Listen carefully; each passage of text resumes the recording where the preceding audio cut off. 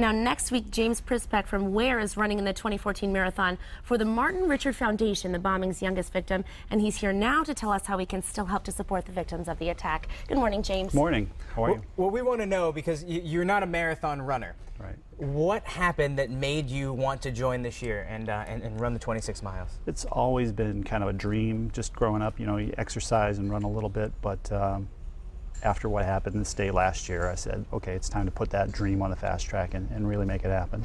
And running for a reason. I mean, obviously it's something you always wanted to do for yourself, but now you really are making a difference as you're doing that. Now, you're running with for the Martin Richard Foundation. Tell us how you got involved with that.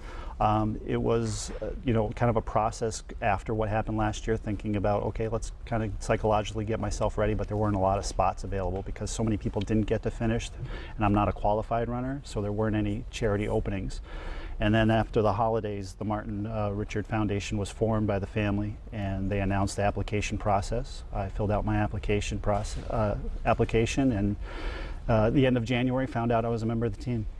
Oh, so it's pretty recent. Yeah. So how's the training going? You ready? Yeah, I finished up my last long run last night, and you know, it's kind of tapering down and loading up on carbs now. Good for you. Yeah, enjoy some pasta. Yeah. What's the organization raising money for? Yeah, Martin's mission is all about education, athletics, and community, things that were most important to him. He was known as a peacekeeper in school, and a lot of the anti-bullying campaigns that have gained prominence over the last several years, that was very important to him.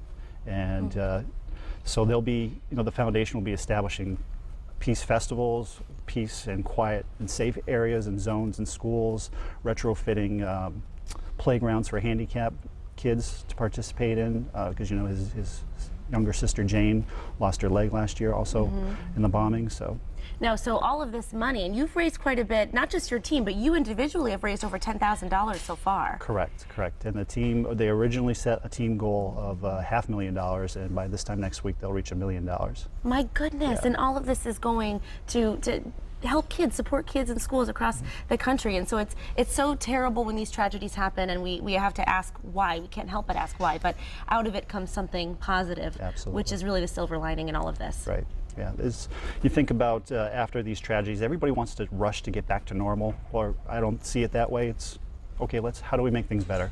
Yep, and be stronger from this. And Right. I give you a lot of credit. You didn't have a lot of time to train, but you're making your dream come true for a great reason. So James, best of luck on Monday. Thank you. Yes. Have a good run. All right. Thank you guys. coming by We today. appreciate you coming by. Absolutely. And